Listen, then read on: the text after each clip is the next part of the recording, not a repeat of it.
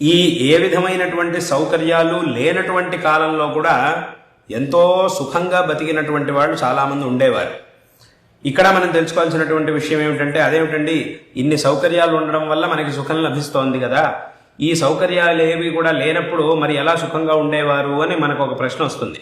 కానీ ఇక్కడ మనం తెలుసుకోవాల్సినటువంటి విషయం ఏమిటంటే, సుఖానికి మూలం సౌకర్యం కాదు, సౌకర్యాలు కావు.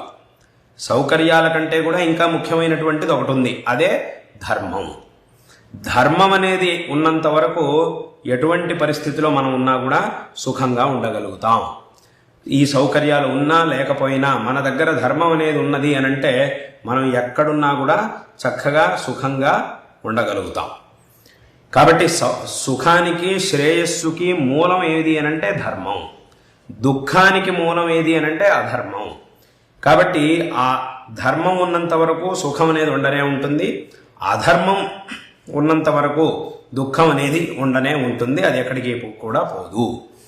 కాబట్టి ఇక్కడ ఈ ప్రపంచంలో ఎన్ని మార్పులు వచ్చినా, ఎంత ఆధునికత అనేది పెరిగినా కూడా ఈ రెండు ఉన్నంతకాలం సుఖ దుఃఖాలు అనేవి లోకంలో ఉండనే ఉంటాయి.